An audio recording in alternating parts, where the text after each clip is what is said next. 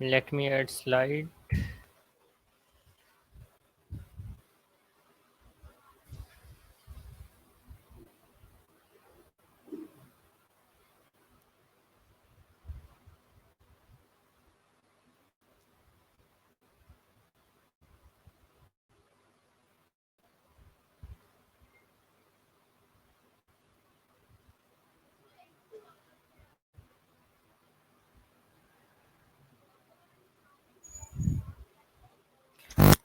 हाँ जी, मुझे बताइए, आवाज़ आ रही है जी आपको? जिन लोगों ने ज्वाइन किया है प्लीज़ आवाज़ का बता दें, मैं उतनी देर पीपीटी जो है उसको अपलोड कर लूँ। जी क्लास, आवाज़ आ रही है?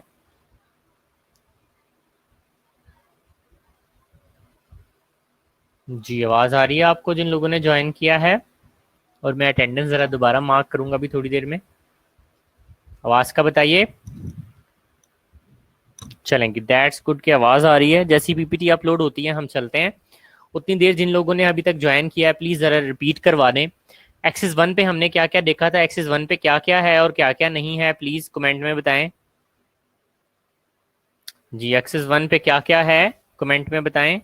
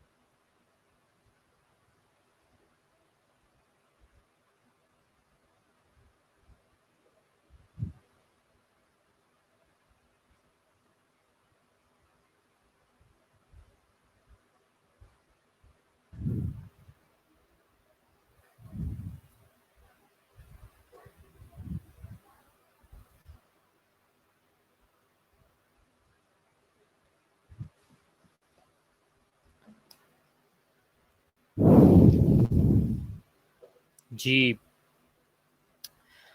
अच्छा जी, ठीक है, ठीक आंसर दिया आप लोगों ने।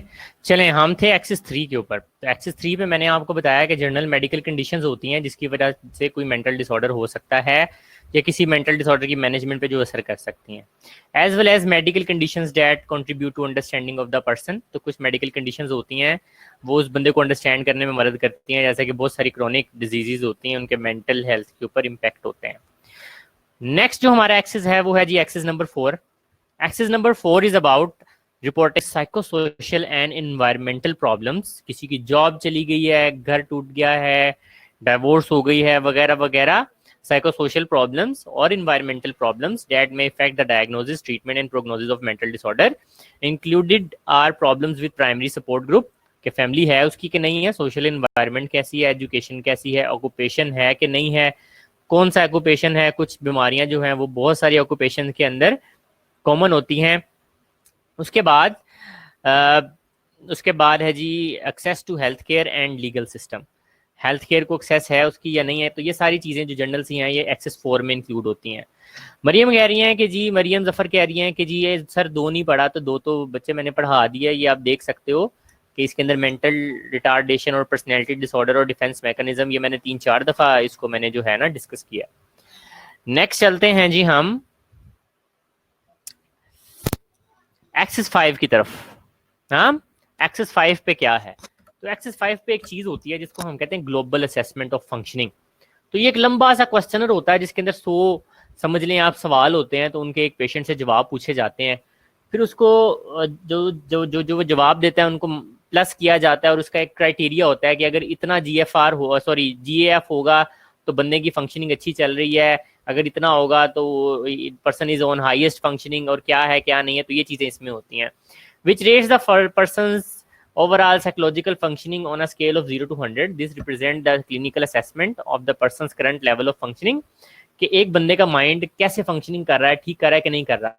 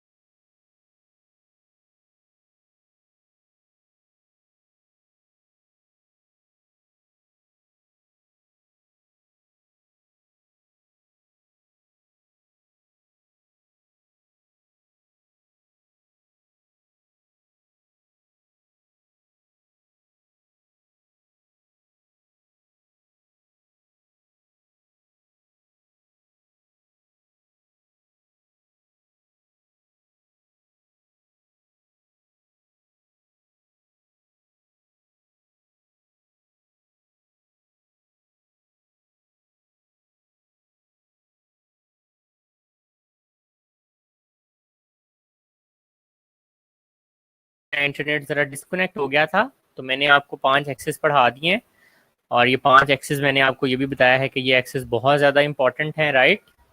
सही है, तो ये भी मैंने बात आपको बताई कि ये एक्सेस बहुत ज़्यादा इंपॉर्टेंट है। ठीक है, तो ये एक्सेस आपको समझ आ गए हैं, प्लीज़ मुझे बताएं ताकि मैं फिर आगे नेक्स्ट मूव कर सकूं। जी क्लास, जी एक्सेस के बारे में बताएं ताकि मैं नेक्स्ट मूव कर सकूं। जी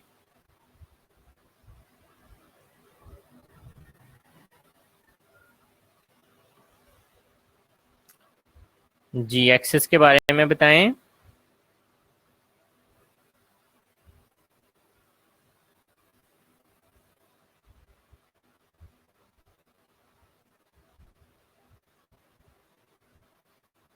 ये एक पूरे बंदे को एवेल्युएट करने के लिए एक्सेस बनाए गए हैं। जी यहाँ पे सवाल है कि किस बेस पे बनाए गए हैं, तो मैंने आपको बताया कि ये, अच्छा चलो मैं थोड़ी समराइज कर देता हूँ।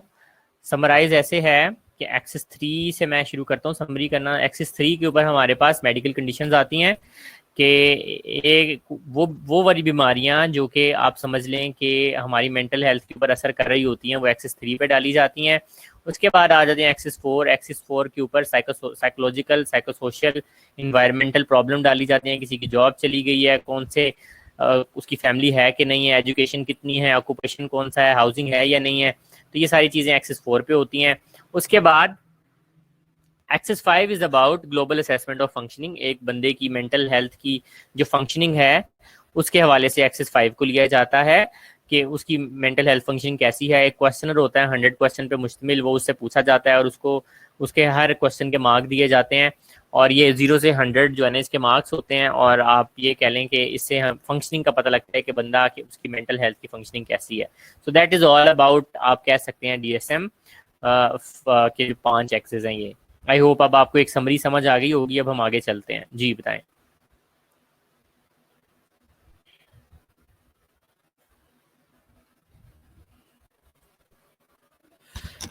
हाँ जी, so now coming to word DSM-5। हाँ जी, अब next is DSM-5। So DSM-5 जो है, मैंने आपको पहले ही बताया था कि DSM-4 चलता था पहले, लेकिन 2013 के अंदर DSM-5 आ गया। तो ये अब आपके सामने है कि डायग्नोस्टिक स्टैटिस्टिकल मैनुअल जो है मेंटल डिसऑर्डर्स का, DSM-5 वाज पब्लिश्ड इन 18 मई 2013 को पब्लिश किया गया था। उससे पहले DSM-4 चलता था, जबकि DSM-4 जो है वो 2000 में पब्लिश किया गया था। ये भी मैंने आपको पहले बता दिया था। हाँ जी, मुझे बताएं आवाज़ आ रही है आपको, क्योंकि कुछ लोगों के मुझे कमेंट्स आए हैं कि जी आवाज़ नहीं आ रही है अभी। जी आवाज़ का प्लीज़ बताएं, मुझे आवाज़ आ रही है। जी आवाज का बताइए। ठीक है जी, आवाज आ रही है। इसके बाद आ जाते हैं जी, the diagnostic and statistical manual of mental disorders, fifth edition, DSM-5 in 2013 updated to diagnostic and statistical manual of mental disorder, the taxonomy and diagnostic tool published by the American Psychiatric Association। तो ये हमें पहले ही पता है। तो DSM-4 जो है वो 2000 में आया था, DSM-5 2013 मई में आया। नेक्स्ट आते हैं 6 बिगेस्ट चेंजेस इन DSM-5। ये डायग्नोस्टिक स्टैटिस्टिकल मैनुअल 5 और 4 के अंदर जो बड़ी बड़ी चेंजेस की गई वो कौन कौन सी हैं? ऑलमोस्ट दोनों आपस में मिलते जुलते हैं, कोई इतना ज्यादा डिफरेंस नहीं है।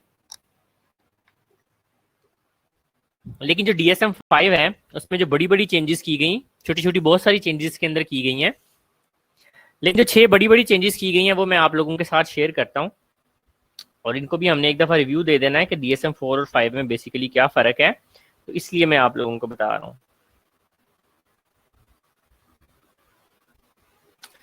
ठीक है, so the 6 biggest changes in DSM-5।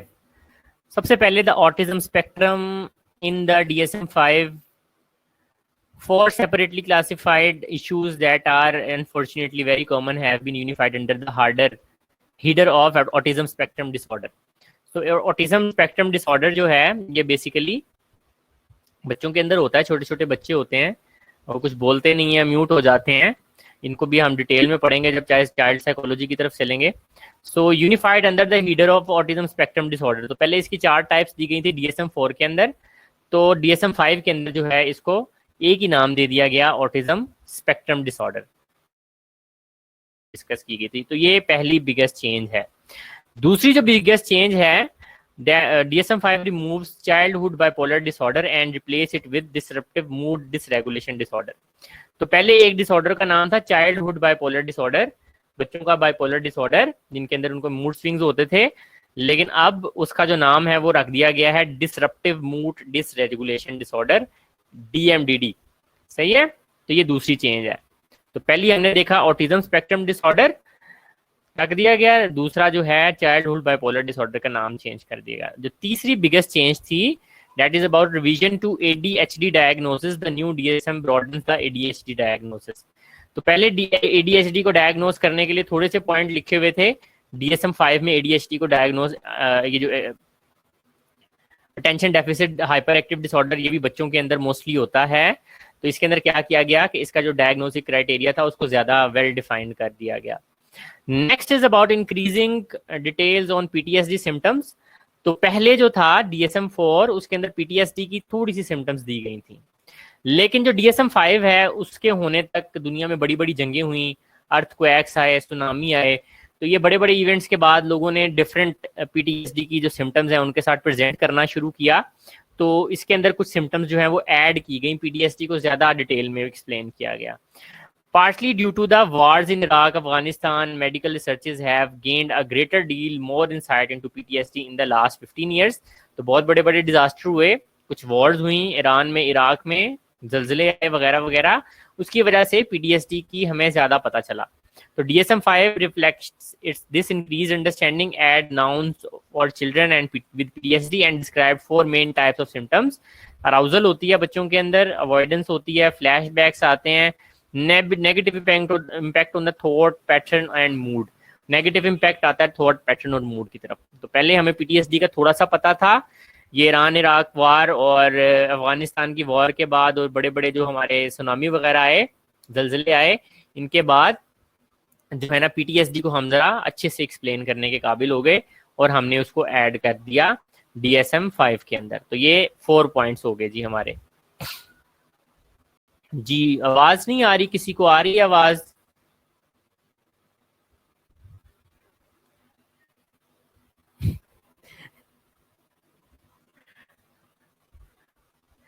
PTSD mean post traumatic stress disorder. Post traumatic stress disorder, कोई बहुत बड़ा ट्रॉमा हुआ हो लाइफ के अंदर, तो उसकी वजह से जो डिसऑर्डर होता है उसको पोस्ट ट्रॉमेटिक स्ट्रेस डिसऑर्डर कहते हैं। तो उसको जो है ना इंशाल्लाह ताला हम आगे इसको भी बड़ी डिटेल में हमने पढ़ना है। तो नहीं, आप अपना इंटरनेट जरा चेक कराओ, कहीं पे आपका इंटरनेट ठीक नहीं है इसीलिए आपको बार बार प्रॉब्लम आ रही है। ठीक है, so you need to reconsider your internet.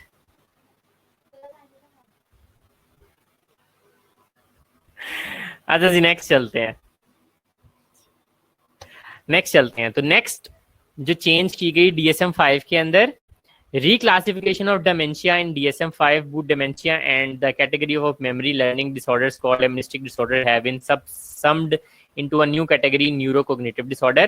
तो पहले डेमेंशिया अलहदा से क्लासिफाई किया जाता था, मेमोरी लर्निंग डेफिशिएंटी डिफिकल्टी प्रॉब्लम के कुछ लोगों को चीज़ें जो है ना याद करने में प्रॉब्लम होती थी, चीज़ें याद नहीं रहती थी, एमनिस्टिक डिसऑर्डर कहा जाता था उसे।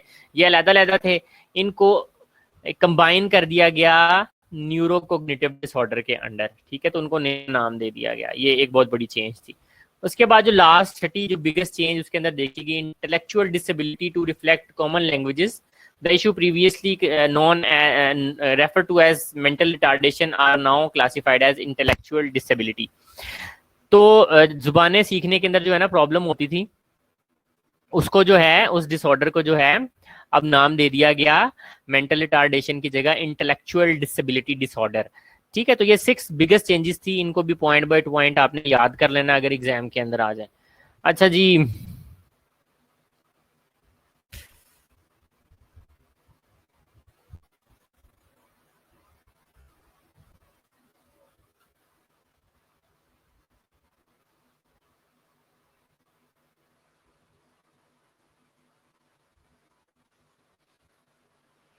अच्छा जी, चलें जी नेक्स्ट चलते हैं अब।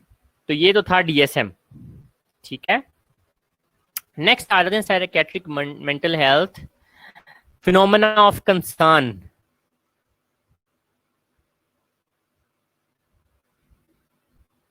फिनोमेना ऑफ कंसर्न क्या है हमारे पास? ठीक है, तो phenomena of concern for over health worker include क्या क्या है हमारे लिए phenomena of concern? Number 1, promotion of optimal mental and physical health and well being and prevention of the mental illness. तो सबसे पहले जो हमें काम करना चाहिए वो इस चीज़ पे करना होता है, being mental health professionals. Number 1 कि हम लोगों की मेंटल हेल्थ को प्रमोट करें, और नंबर 2 मेंटल इलनेसेस को हमने प्रिवेंट करना है। ठीक है, next is impaired ability to function related to psychiatric emotional and psychological distress. वो लोग जिनके अंदर साइकोलॉजिकल प्रॉब्लम्स की वजह से इमोशनल और फिजियोलॉजिकल डिस्ट्रेस आ रही है, तो उनको ट्रीट करना है। Alteration in the thinking, perception and communicating due to psychiatric disorder, mental health problems. तो जिन लोगों के अंदर परसीव करने के हवाले से, जैसा कि उनके अंदर कोई हेलुसिनेशंस आ रही हैं, डिल्यूजन्स आ रही हैं, प्रॉब्लम्स आ रही हैं, कम्युनिकेट करने में प्रॉब्लम्स आ रही हैं, तो उनको हमने दूर करना है। जी, फरहीन कह रही है कि मुश्किल है, तो फरहीन बिल्कुल मुश्किल है। मैंने आपको स्टार्टिंग में कह दिया था कि second year is not an easy thing. Second year थोड़ी सी टफ चीज़ है, और सारे सब्जेक्ट ही आपको ऐसे मिलेंगे यहाँ पे। Next is socio-cultural, spiritual or environmental circumstances or events that have an effect on the mental, emotional well-being of the individual, family or community.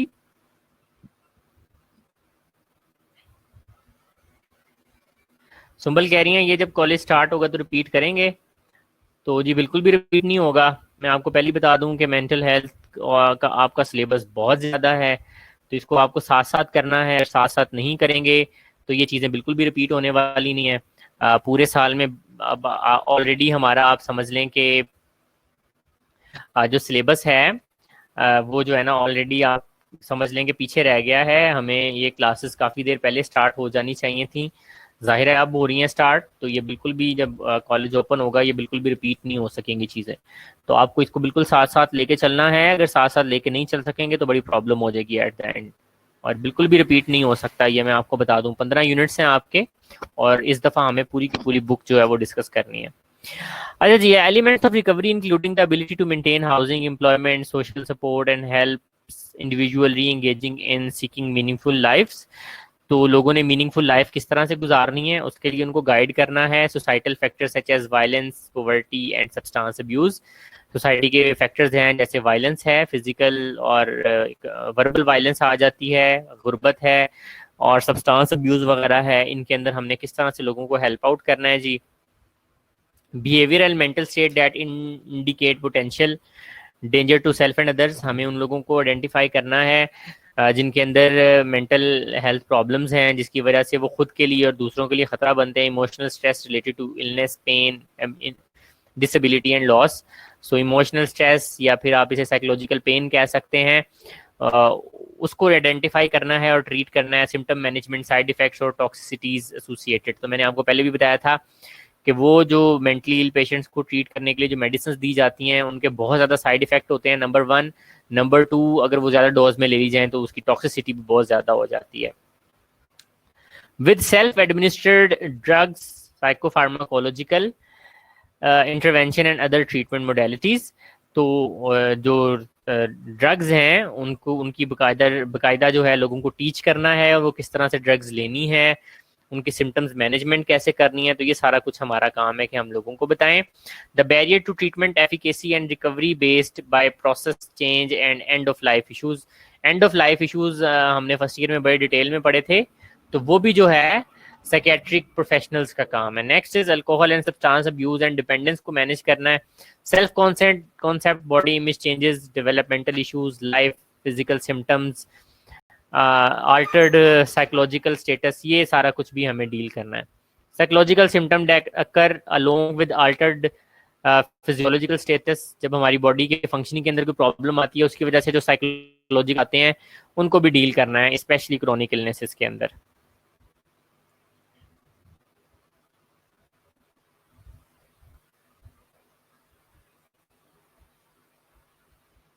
अच्छा जी, यहाँ पर हम लेते हैं एक छोटी सी ब्रेक, 6:30, क्योंकि ये थोड़ा सा ड्राई है आगे, तो थोड़ी सी स्लाइड रहेगी आज, इंशाल्लाह ताला इसको फिनिश करेंगे। तो आप लोग जो है ना एक छोटा ब्रेक लें और बाद हम लोग के साथ 6 जी दोबारा से।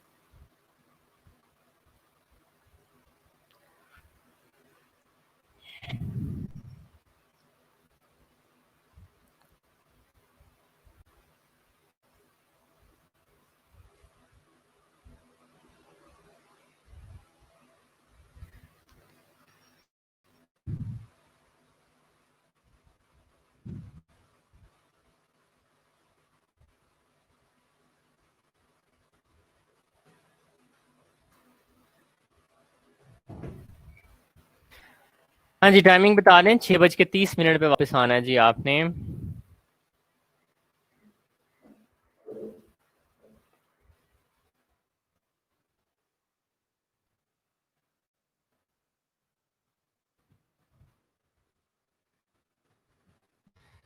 चलें जी, इमेज भी आ गई आपके सामने।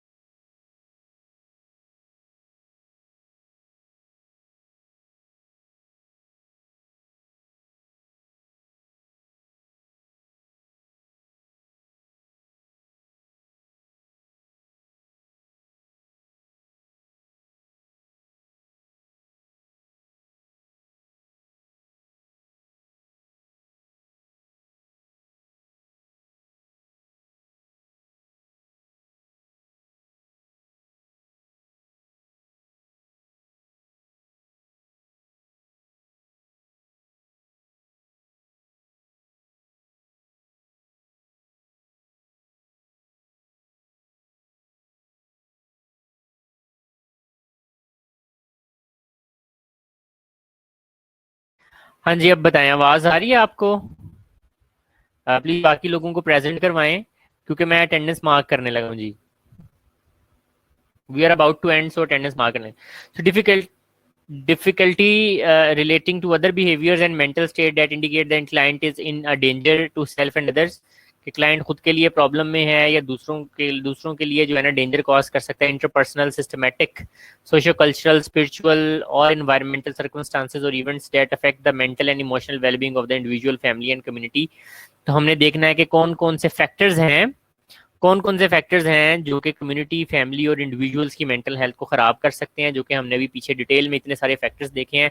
Next is symptoms management, side effect, toxicities associated with pharmacological intervention and the respect of the treatment regime. तो हमने देखना है कि जो डिफरेंट मेडिसिन जो है मेंटल हेल्थ के हवाले से जो दी जाती हैं, उनके क्या असरात हैं, लोगों को उसके साइड इफेक्ट से बचाना है, उनके बैड इफेक्ट से बचाना है, और आप कह सकते हैं कि उनकी जो है टॉक्सिसिटी से बचाना है। तो that was all about first chapter.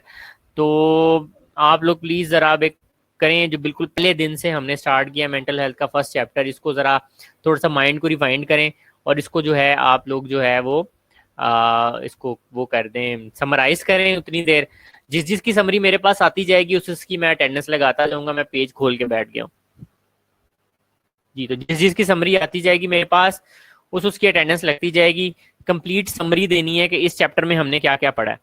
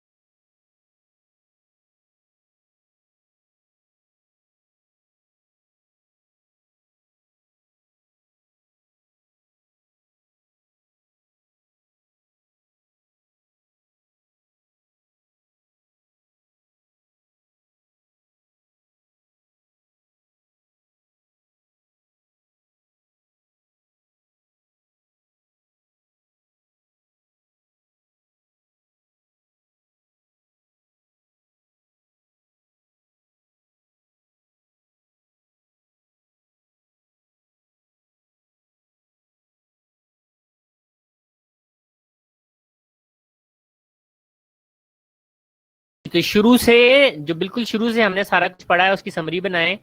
और जिन लोगों का चीजें स्किप हुई हैं या फिर उनको आवाज नहीं आ रही थी, मसला हो रहा था, उनके साथ मैं एक लिंक शेयर कर दूंगा, उसको देख लीजिएगा। ठीक है, उस लिंक के ऊपर आपको लेक्चर मिल जाएगा, शायद इससे भी ज्यादा अच्छी अंडरस्टैंडिंग उस लिंक वाले लेक्चर से आ जाए आपको। सही है जी। तो मेरे पास अटेंडेंस आ रही है। सबसे पहले मैं आपकी, फिर रुहील, आयशा, तारिक ने भेजा है आंसर। बाकी लोग अटेंडेंस लगती जाएगी साथ साथ, जो जो आंसर करता रहेगा, समरी बताता जाएगा। शुरू से पहले लेक्चर से लेकर मेंटल हेल्थ से शुरू करना है। फरहीन ने कॉम्प्रीहेंसिव आंसर दिया है जी। मिमुना आज का नहीं पूछा मैंने, मैंने पूछा है बिल्कुल स्टार्टिंग से इस चैप्टर में क्या पढ़ा है हमने। फातिमा ने कॉम्प्रीहेंसिव आंसर दिया सारे का सारा कंप्लीट।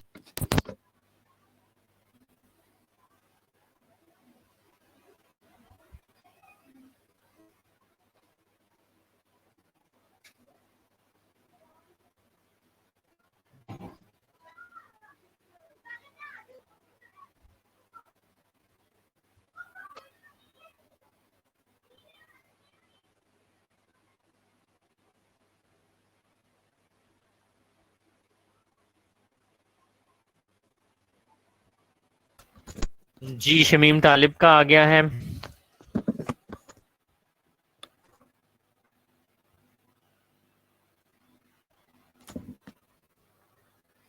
मरियम जफर का आंसर आया है, वेरी कॉम्प्रिहेंसिव आंसर। हरम नशीन, सबा नजीर का आंसर आ गया जी। जी,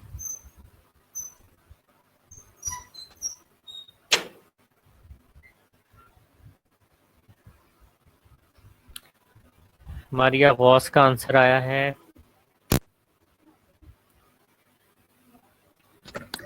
साइमन नूरीन, अटेंडेंस लगती जा रही है जिसका आंसर आ रहा है जी।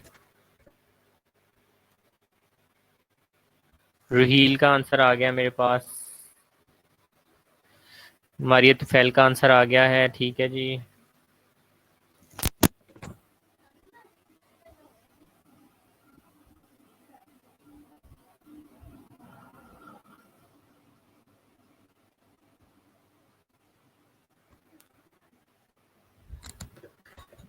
मारिया तुफैल, रोजीना जी, आंसर आ गया है। जल्दी करो भाई, अटेंडेंस लगानी है मुझे।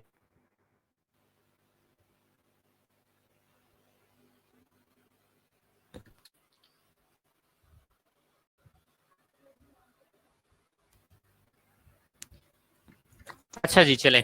Any how, now it is a time for assignment. एक असाइनमेंट आप लोगों को देने लगा हूँ मैं। सो असाइनमेंट बेसिकली क्या है वो मैं अब आपको ज़रा रेट कर देता हूँ, बता देता हूँ। 2 मिनट दें ज़रा मुझे, मैं ज़रा बुक ओपन करूँ। MHN 2020 8th addition.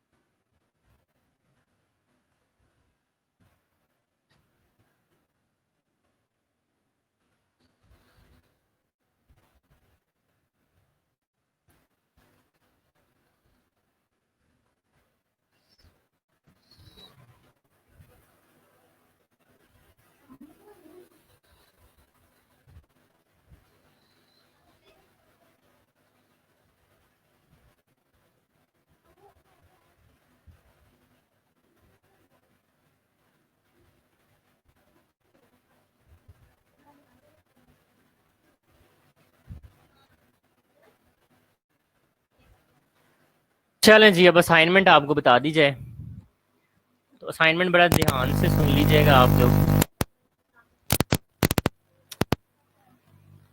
आपकी जो बुक है 8वां एडिशन जो है, जो मैंने आप लोगों के साथ व्हाट्सएप पे भी शेयर किया था, और जो मैं कि आपकी जो है वो साइट के ऊपर भी अपलोड कर चुका हूँ बुक। नंबर 1 आपने बुक से रीडिंग देना है, ये सारा के सारा जो कुछ हमने पढ़ लिया है। नंबर 1 पहला चैप्टर। नंबर 2 पेज नंबर 28 से लेकर page number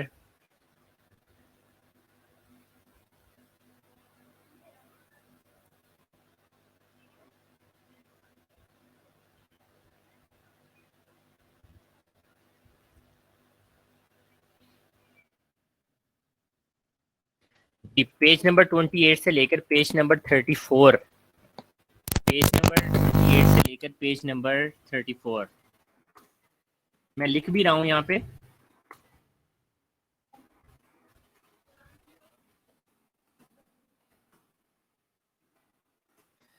history of mental health और मेंटल इलनेस दी हुई है, मुतालिया पाकिस्तान है।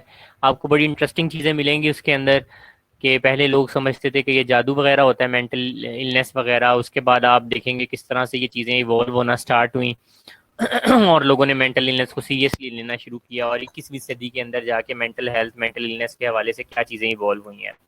ठीक है, अब आपने करना क्या है, ये सारे पेजेस पढ़ने हैं वीकेंड पे बैठ के, 28 से लेके 34 तक सारे पेजेस पढ़ने हैं। उसके बाद इनको पढ़ के आपने एक समरी बनानी है। हाँ, आपने एक समरी बनानी है हेडिंग्स के साथ। उसके अंदर हेडिंग्स के साथ नहीं दिया हुआ, उसके अंदर 2-3 हेडिंग्स दी हुई हैं, आपने हेडिंग्स के साथ समरी बनानी है। उसको एक पावर पॉइंट प्रेजेंटेशन की फॉर्म के अंदर जो है ना आपने उसे बनाना है। ठीक है, उसके बाद उसे स्लैम्स के ऊपर अपडेट कर देना है। तो प्लीज़ आज ही मैं जो है ना स्लैम्स के ऊपर ओपन कर दूंगा असाइनमेंट आपके यूनिट 1 के अंडर। लेकिन ये जो है ना सब लोगों की इस दफ़ा सबमिट होनी चाहिए। लास्ट टाइम बिल्कुल कोई 20 लोगों की असाइनमेंट सबमिट हुए थी, बाकी लोगों के 0 मार्क्स लगे हैं। तो वो लोग जिनके स्लैम्स के ऊपर अब अकाउंट नहीं है, प्लीज़ उसको ज़रा रिवाइव करें अपने अकाउंट्स को कॉलेज की एडमिन से बात करके, और अपनी असाइनमेंट जो है ना ये आपने अब सबमिट करानी है। पेज 28 से 34 मैं यहाँ पे लिख भी देता हूँ आपको।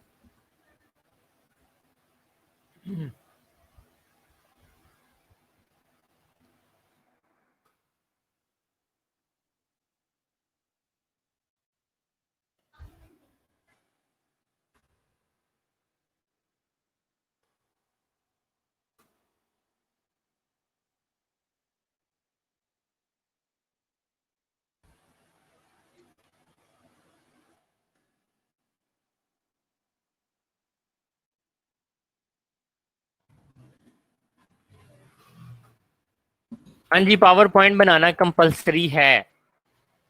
चलो वर्ड पे लिख लेना यार, पावर पॉइंट ना बनाओ, वर्ड पे लिख लेना, लेकिन अब हैंड रिटन नहीं होनी चाहिए।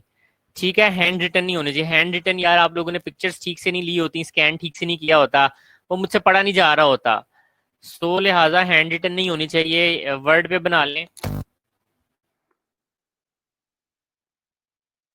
आप पावर पॉइंट बना लें या वर्ड पे बना लें, ठीक है, तो मैं आपको दोनों को अलाउ करता हूँ।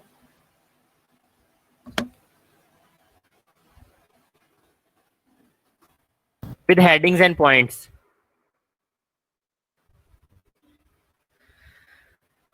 बस अपना स्लैम्स जो है, लर्निंग मैनेजमेंट सिस्टम दोबारा एक्टिव करवाएं अपना, और वहां पर अपनी असाइनमेंट्स अपलोड किया करें।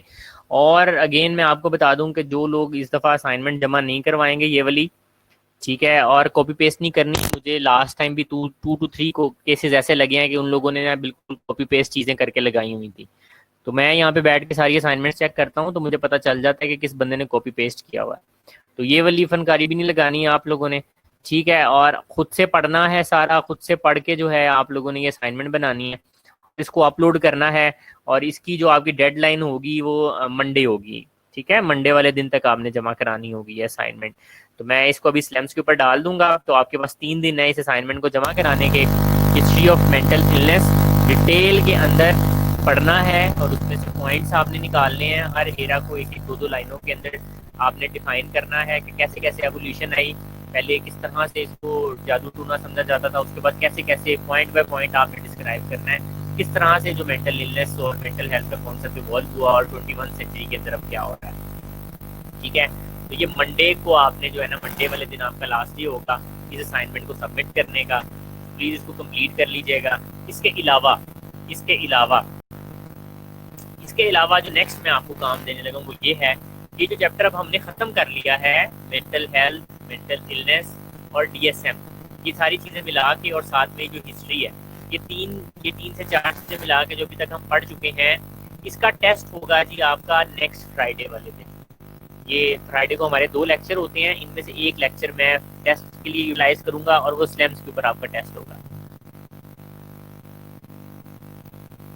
सॉरी 34 तक बिल्कुल थी, ये आपने जो है ना, ये मेरे से मिस्टेक हो गई है, ये 28 से 34 है, 38 नहीं है, 28 से 34 है, बिल्कुल जी, आपने बिल्कुल सही इसको किया, 38 नहीं है, 24 है जी, बिल्कुल 34 है, सॉरी।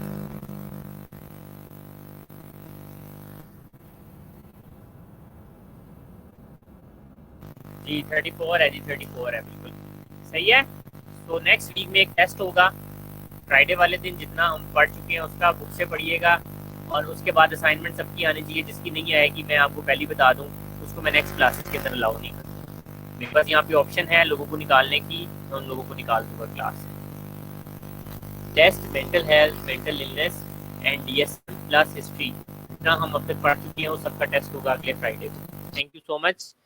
तो यहाँ पर हम अपनी क्लास को आज एंड करते हैं, ठीक है जी। कोई सवाल है तो बताएं, असाइनमेंट का समझ आ गई होगी, ग्रुप के अंदर भी मैं शेयर कर देता हूँ आप लोगों के साथ असाइनमेंट।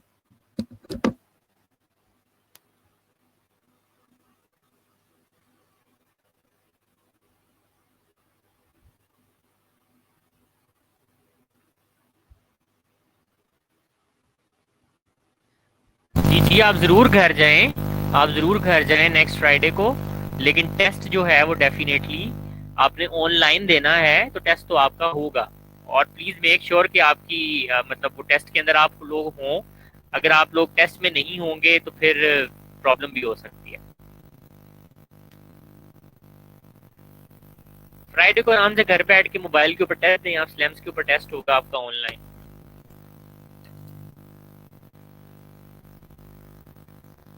हेडिंग भी बना लीजिएगा, और उसके नीचे थोड़ी सी डिस्क्रिप्शन आपने देनी है हिस्ट्री एरा के बारे में, सही है। अच्छा चलो भाई, नेक्स्ट फ्राइडे की जगह जो हमारा फ्राइडे से पहले एक लेक्चर होता है ना मेंटल हेल्थ का, उसके अंदर हम टेस्ट कर लेंगे, ठीक है। टेस्ट तो हमने लेना है हर हाल में, टेस्ट तो होना चाहिए। चलिए जी, यहाँ पे हम चीज़ों को वाइंड अप करते हैं, इंशाल्लाह ताला नेक्स्ट वीक मुलाकात होती है आपसे। अपनी असाइनमेंट प्लीज़ टाइम पे कंप्लीट कीजिएगा, असाइनमेंट मंडे तक आनी चाहिए, और आपने देखा होगा वो जो मैंने आपसे स्क्रीनशॉट शेयर किए थे, उसके अंदर बकायदा ये भी आ रहा होता है, उसके अंदर बकायदा ये भी आ रहा होता है कि आपने कितना लेट सबमिट किया है। तो अगर किसी की लेट सबमिशन होगी उस टाइम से तो डेफिनेटली उनके मार्क्स भी कट जाएंगे। ये वाली पीपीटी जो है ये आपकी साइट के ऊपर अवेलेबल है, साइट से डाउनलोड करके वहां पे पढ़ लीजिएगा पीपीटी।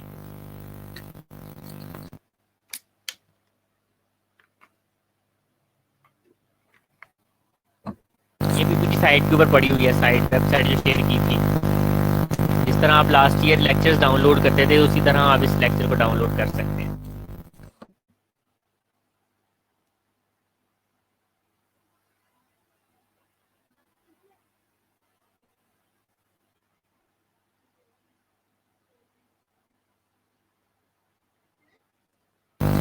ठीक है जी, बाय बाय करें। आई होप सारा कुछ समझ आ गया होगा। असाइनमेंट लाजमी जमा कराएं।